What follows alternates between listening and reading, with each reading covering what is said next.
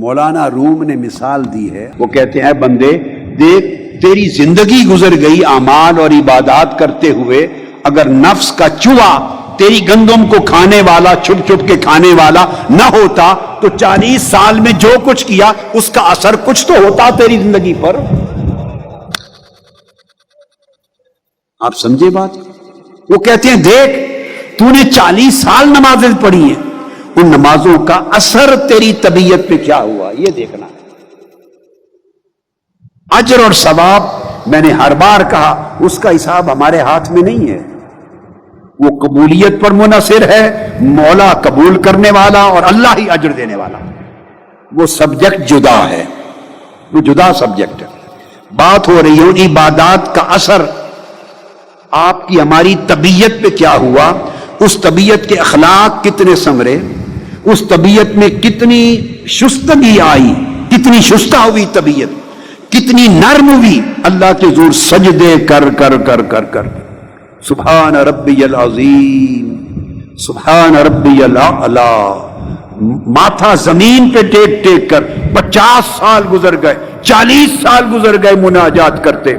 اس نے تیری طبیعت کی سختی کو کتنا نرمی میں بدلا،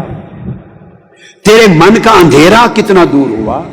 تیرے اخلاق کتنے سنورے، تیرے اندر صدق اور اخلاص کتنا آیا، تیری طبیعت میں جود و سخا کتنا آیا۔ یا اگر آج زندگی بھر عبادت کر کر کے، روزے رکھ رکھ کے،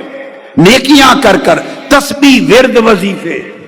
اتوں دو میں لتاں گوڑے، تیرے اندر رہی پلیتی، بلے شاہ صاحب کا کلام ہے، اتوں دو میں لتاں گوڑے تیرے اندر رہی پلیتی، دنیا دارا رب دے نال بھی 420 تو کی تھی، رب کے ساتھ بھی دھوکہ کیا، یعنی وضو کرتے رہے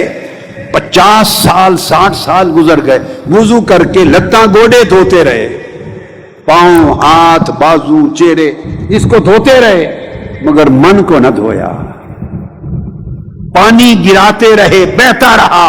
مگر من پہ پانی نہ گیا، من کی پلیدی نہ گئی، من کا میل کچیل نہ گیا، من کی سختی نہ گئی، من کی غلاظت نہ گئی، من کے اندر جو آلائشیں تھی وہ نہ گئیں، من کے اندر حرص تھا وہ نہ گیا، لالچ نہ گیا، شہوت نہ گئی، بخل بخیلی نہ گئی، کنجوسی نہ گئی، تکبر نہ گیا، عجب نہ گیا، غیبت نہ گئی، چغلی نہ گئی،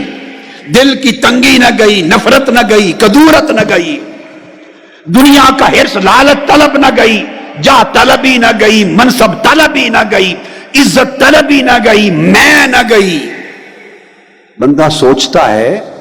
انہوں نے توجہ دلائی مولانا روم نے کہ بندے اپنی عمر کا حساب کر، کتنا زمانہ گزر گیا تجھے عبادت کرتے۔ آگے وہ کہتے ہیں کہ اگر ہر روز کی عبادت کا ایک ایک ریزہ بھی جمع ہوتا رہتا، ایک ایک ریزہ، ایک ایک ماشا، میں آپ کو سمجھانے کو کہہ دیتا ہوں، ایک ایک ماشا، ایک ایک تولہ، یعنی سیروں کے حساب سے، کیجیز کلوز کے حساب سے روز کی عبادت کرتے ہیں، 5 وقت تو نماز پڑھتے ہیں، ایک ایک نماز میں سنتیں فرض نوافل الگ ہیں،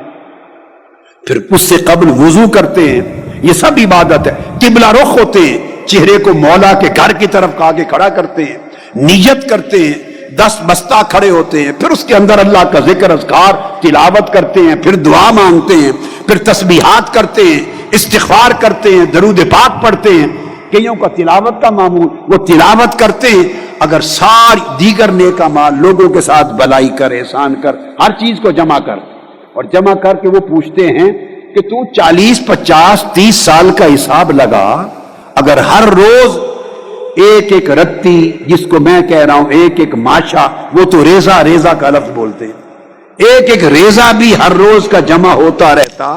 تو مولانا روم پوچھتے ہیں کہ آج اس کا اثر کچھ نہ کچھ تو ہوتا، تیرا رنگ بدل گیا ہوتا، بندے تیرا ڈھنگ بدل گیا ہوتا، تیری زبان میں کوئی چاشنی آ گئی ہوتی، تیرے اندر کوئی نرمی محبت اور لوگوں کی شفقت اور طبیعت میں جود اور سخاوت آ گئی ہوتی، تیرے اندر خیر کا چشمہ پھوٹ پڑا ہوتا، شر ختم ہو گیا ہوتا، لوگوں کو نہ تیری زبان سے دکھ پہنچتا نہ تیرے عمل سے. تیرے دل و دماغ کی اس بڑے رب کے وسیع کرم کو 50 سال یاد کیا, اس کی وسعت میں سے چند ریزے ہی مل جاتے تو طبیعت وسیع ہو جاتی, اب کو درگزر آ جاتی, کوئی معاف کرنا آ جاتا. وہ پوچھتے ہیں کہ دیکھ تیری طبیعت میں فرق کیا آیا؟ کہتے ہیں اگر اس کا اثر نہیں ہوا, اثر ہوتا تو طبیعت میں فرق آتا, نفسانی خصلتوں میں فرق آتا, اخلاق میں فرق آتا. اگر وہ اثر نہیں ہوا تو وہ فرماتے ہیں پھر کبھی سوچا